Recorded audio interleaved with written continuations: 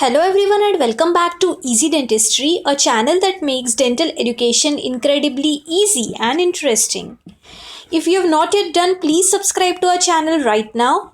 Also, if you like the lecture, please let us know in the comment box. And also, most important of all, please don't forget to share these lectures with all your friends and share knowledge. We have already uploaded part 1 and part 2 of the chapter Sterilization and Disinfection. Hope you have watched it. Today's lecture is on the part 3 of Sterilization and Disinfection, where we will be discussing about the chemical methods of sterilization. This topic is equally important as part 1 and part 2 because many long answer questions and multiple choice questions are asked from these topics. So let us begin. Now, let us first study a question which is frequently asked for 2 marks or a short answer question. What are the features of an ideal antiseptic? So, an ideal antiseptic should have a wide spectrum of activity. What does this mean? It means that it should be effective against all types of microorganisms, including the bacteria, the viruses, the fungi, the protozoa, as well as the vegetative ants and the spore forms of the bacteria. So firstly, it should have wide spectrum of activity. Secondly, an ideal antiseptic or a disinfectant should act in the presence of organic matter. That is, if organic matter is present, it should be active equally. Then it should have high penetrating power and have quick action. So, the presence of an organic matter should not hamper the activity of that disinfectant, and the disinfectant should have high penetration power and it should have quick action. Then, the disinfectant should be stable and effective in the presence of any acid or alkali, and it should not corrode the metals if they are used on a metal. Then the disinfectant should be compatible with other infectant solutions which are used. It should not cause any local irritation. It should be non-toxic. And if it is absorbed in the circulation, it is specifically the feature of non-toxicity is important. The disinfectant should be safe to use and easy to use, and should be easily available and very economic. So these are some of the ideal features of an ideal antiseptic. Now let us study the factors influencing the potency of disinfectant. So what is potency of a disinfectant? It is the ability of the disinfectant to kill the microorganism. So what are the factors which influence this potency of a disinfectant?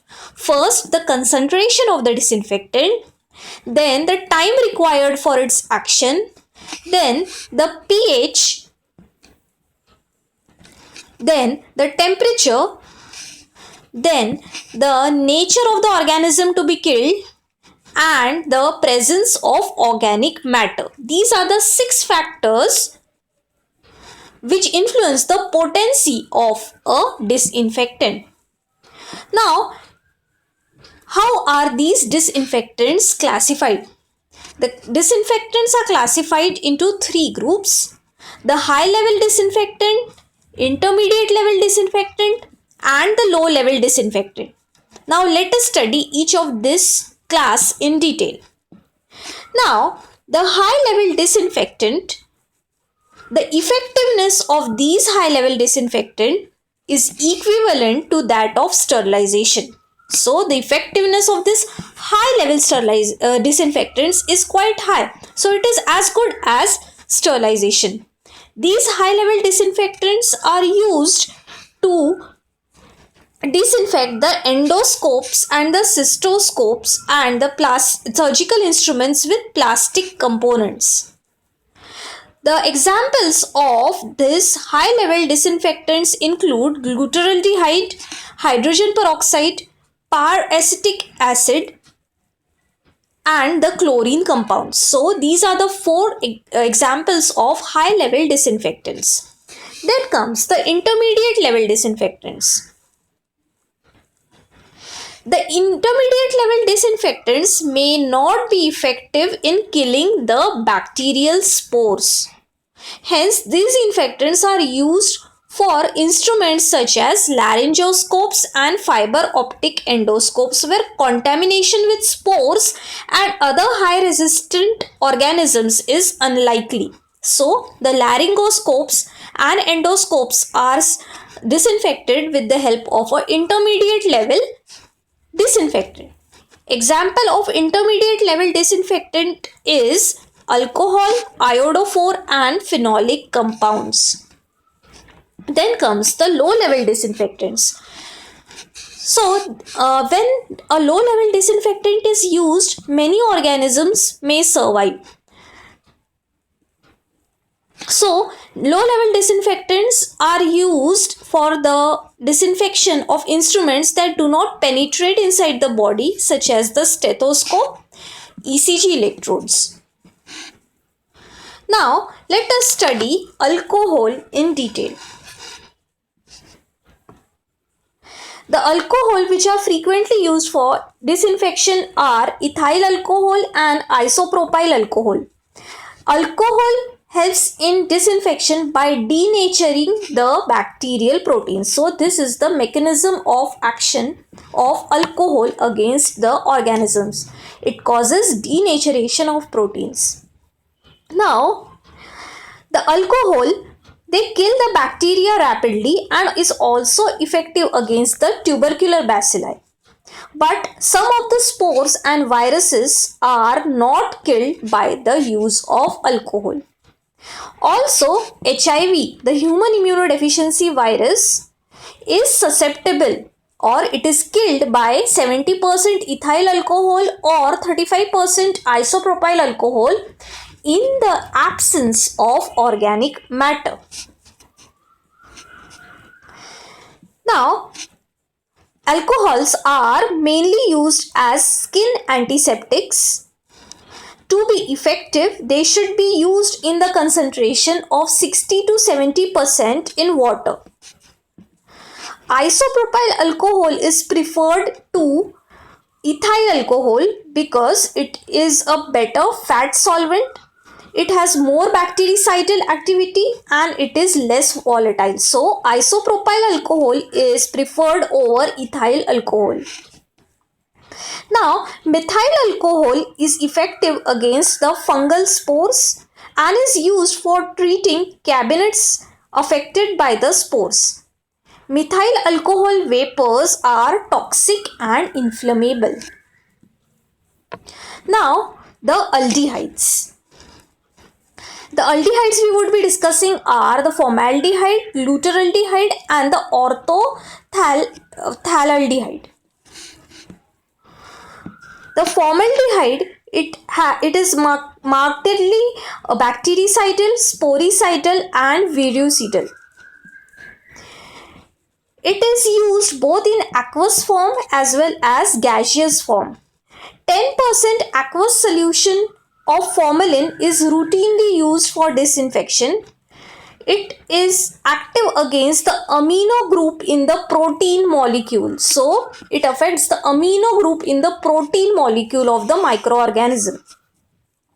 So, the uses of formaldehyde, it is used for preservation of tissues for histology.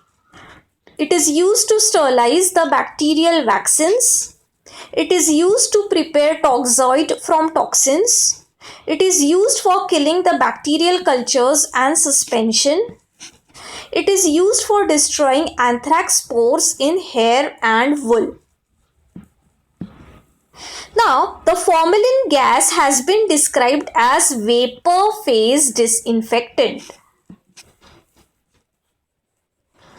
The glutaraldehyde, it is effective against bacteria including Mycobacterium tuberculosis, fungi and the viruses including the HIV, hepatitis B and the enterovirus. It also kills the spores. It is less toxic, it is less irritant to the eyes and skin than formaldehyde. It has rapid action, broad spectrum of activity, and is one of the few chemicals accepted as high level disinfectant. It can act in the presence of organic matter and it does not damage the plastics. It is used as 2% buffered solution. Commercially, glutaraldehyde is available as Sidex solution. It is used for delicate instruments having lenses. So, the glutaraldehyde is used for the disinfection of cystoscopes, endoscopes, bronchoscopes, and to sterilize the plastic endotracheal tubes, face masks, corrugated rubber anesthetic tubes, and metal instruments. Then comes the orthophthalaldehyde or OPA. OPA is a high-level disinfectant. It is more stable during storage and more rapidly mycobactericidal. So it kills the mycobacteria more rapidly than the glutaraldehyde. So OPA has more fast action on the mycobacteria than the glutaraldehyde. 0.5% of OPA is slowly sporicidal. OPA vapors may irritate the respiratory tract and eyes, so it should be used with proper safety precautions. OPA is mostly used for the disinfection of endoscopes, and it is effective against the glutaraldehyde resistant mycobacteria. Next comes the phenols. Lister is the father of antiseptic surgery. He first introduced the phenol or carbolic acid in surgery in the year 1867.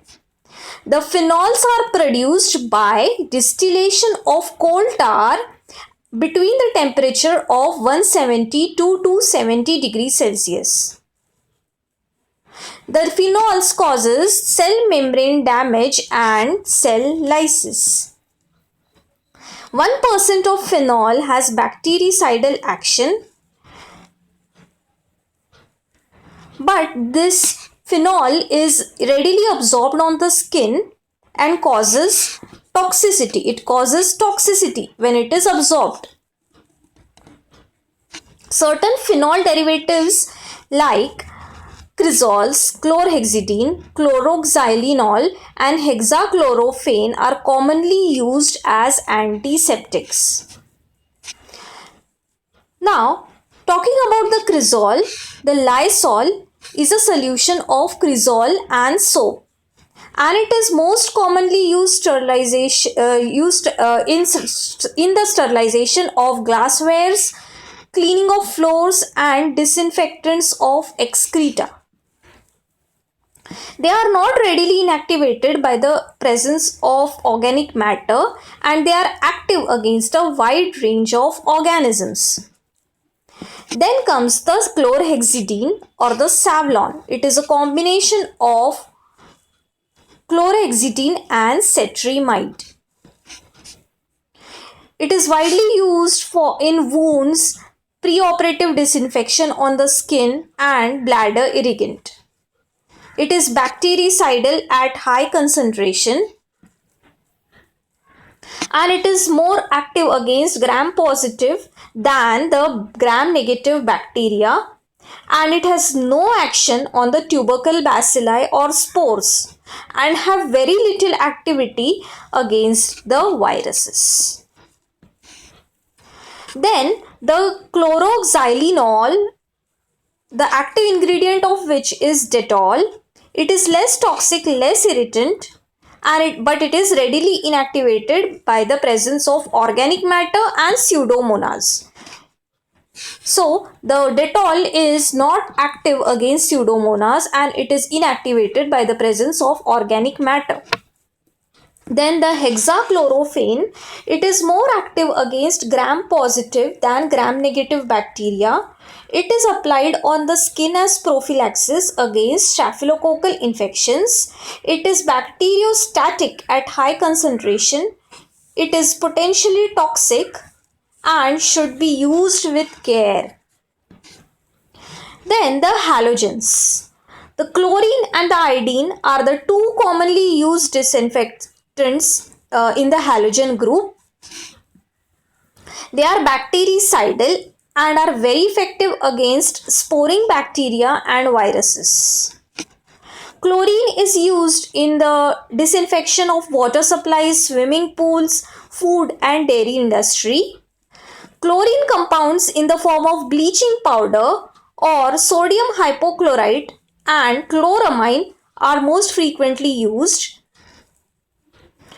The disinfectant action of these chlorine compounds is due to the release of free chlorine. The free chlorine is released, which causes disinfection. When hypochlorites are added to water, hypochlorous acid is formed. And this hypochlorous acid is a strong oxidizing agent and very effective disinfectant.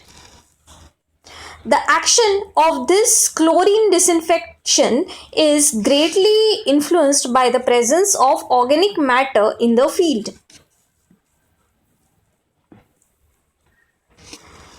The hypochlorites have high bactericidal, fungicidal, virucidal and sporicidal activity. But these hypochlorite solution, they decay rapidly and therefore they are required to be prepared daily. The byproducts of formaldehyde are found to be carcinogenic. So this is one of the negative point of formaldehyde. Then the chloramines are antiseptics which are frequently used for dressing wounds. Then comes the iodine. Iodine in alcoholic as well as aqueous solution is used as skin disinfectant. It is active against the bacteria and the spores. Iodine in combination with certain surface active agents are known as the iodophores. The iodophores are claimed to be more active than the aqueous or alcoholic solution of iodine. Now, betadine is one example of such iodophore. So, an iodophore is composed of iodine and a surface active agent. Now, the oxidizing agents. The oxidizing agents used for disinfection are hydrogen peroxide, peracetic acid, and the plasma sterilization. Hydrogen peroxide or the H2O2 is effective against most organisms at a concentration of 3 to 6%. It kills the spores at a concentration of 10 to 25%. Now, the mode of action is by liberation of free hydroxyl radical. There is decomposition of hydrogen peroxide releasing the free hydroxyl radicals which causes disinfection process. Now, H2O2 is used in the disinfection of contact lenses, surgical prostheses, plastic implants, and this H2O2 is also known as a high-level disinfectant. Then the peracetic acid, it is also an oxidizing agent and also a high-level disinfectant, effective in the presence of organic matter, and it is more potent germicidal than hydrogen peroxide. The end products of peracetic acid are acetic acid and oxygen, and these are non-toxic. This peracetic acid is also used in the plasma sterilization procedure.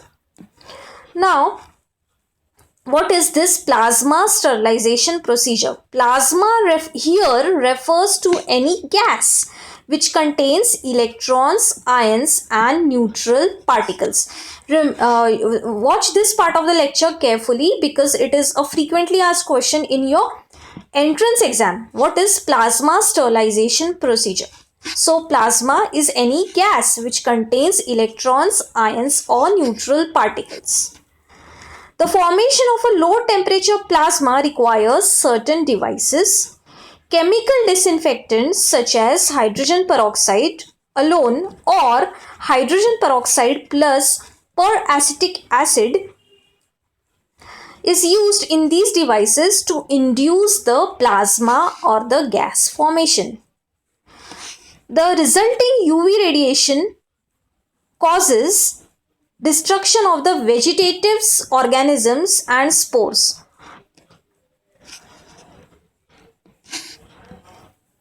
Two commercial plasma sterilizers are available. These are Stirad 100S sterilizer and Plaslight sterilizer.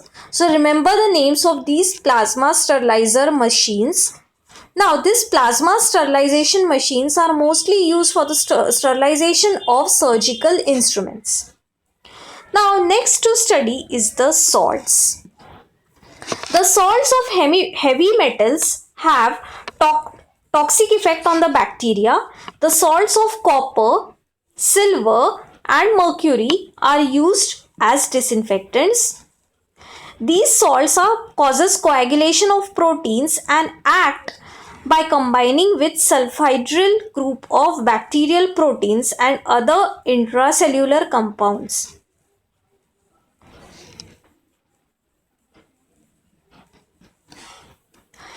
Merthiolate or sodium ethyl mercury thiosalicylate is used in the dilution of 1:1 for preservation of sera. Mercury chloride is one disinfectant which is highly toxic. Thiomersal and mercurochrome are relatively less toxic. They have marked bacteriostatic but limited fungicidal activity. Copper salts are used as fungicides. Then is the surface active agents or the surfactants. The surface active agents or the surfactants, they alter the energy relationship at the interfaces. Thus, there is reduction of the surface tension when the surface active agents are applied. Now, there is a classification of the surface active agents into four categories: anionic, cationic, non-ionic, and amphoteric. The cationic compounds are the most important of these surface active agents.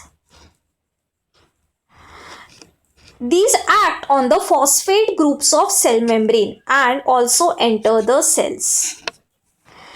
This results in loss of semi-permeability and there is cell protein denaturation. So remember the mechanism of action of this cationic compounds. Quaternary ammonium compounds are most important cationic surfactants. Although these compounds are bactericidal for a wide range of organisms, gram-positive species are more susceptible and there is no action on spores or tubercular bacilli. Viruses with lipid envelopes are killed, but the non-enveloped viruses are not killed by these quaternary ammonium compounds. The common cationic compounds are acetyl trimethyl ammonium bromide or cetavlon or cetrimide and benzalkonium chloride. The activity of these compounds is greatest at an alkaline pH. The acid inactivates them. Antibacterial activity is reduced in the presence of organic matter. Anionic surface active agents like soap renders these cationic compounds inactive. Now, the anionic surface acting agents include common soap, which have a strong detergent property but a weak antimicrobial property. They are active against gram-positive, gram-negative organisms and viruses, and they are influenced by the pH and the organic matter. Then the dyes which are used as disinfectants are the aniline dyes and the acrylamide dyes. The dyes are mostly used for the disinfectant purposes of skin and wounds. They are bacteriostatic in high dilution and bactericidal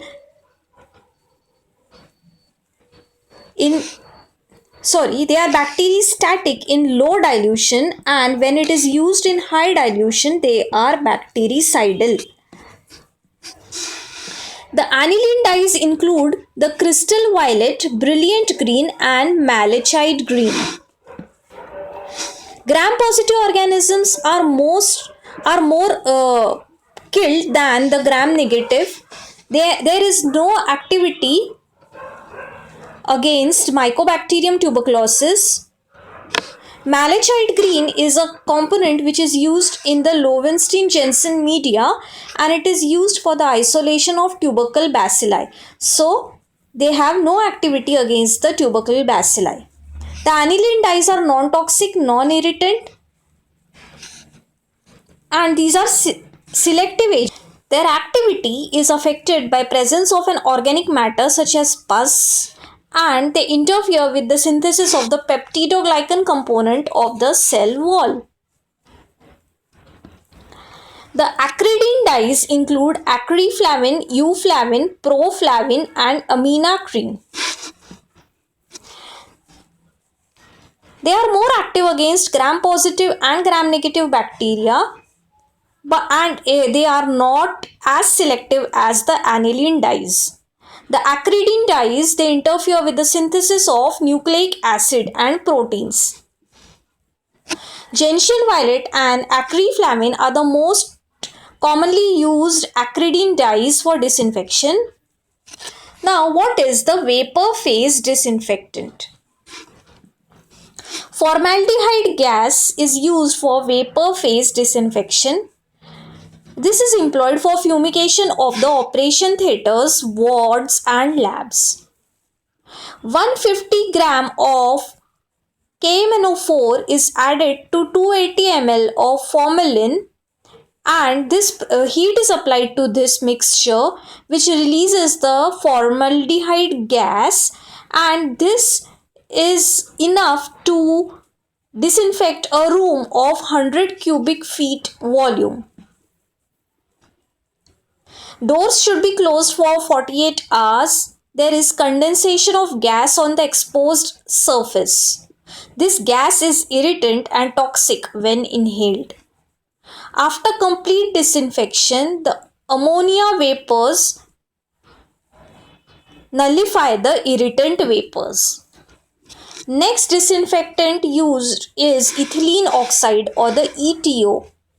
It is a colorless liquid having a boiling point of 10.7 degrees Celsius, and it is effective against microbes, viruses and spores. This gas has high penetrating activity and it readily penetrates the plastics. The mechanism of action is by alkylation of the amino group, carboxyl group, hydroxyl group and the sulfhydryl group in the protein molecules. It reacts with the DNA and RNA. It is potentially toxic to the human beings, causing mutagenicity and carcinogenicity. It is highly inflammable when it's in concentration of more than 3% in the air is present. It is by mixing it with inert gases such as carbon dioxide, its explosive tendency is reduced. It is used in the disinfection of plastics, rubbers, respirators, heart-lung machines, sutures and dental equipments. Also in petri dishes, plastic syringes, it has high penetrating power and it is used for the sanitization of pre-packaged material.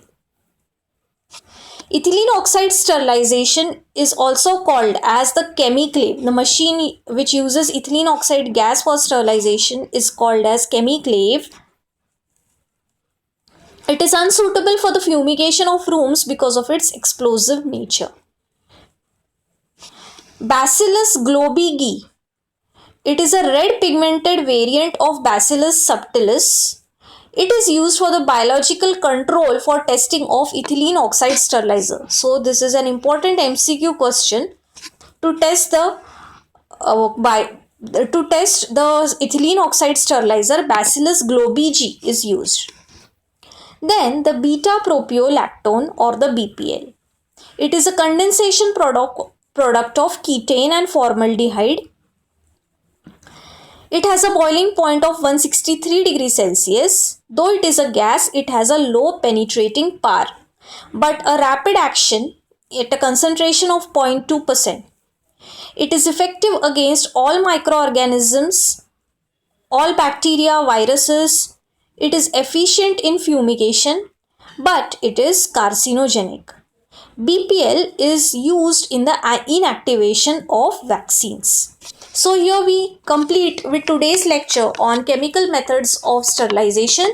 In the next lecture, we will be completing some of the important MCQ questions, Viva questions, and which are mostly asked in the entrance test, the various sterilization methods of important material, and the concentration of each of the disinfectant. We will revise this, and we will be studying an important topic, that is the testing of disinfectants, the various tests which are used for the disinfectants.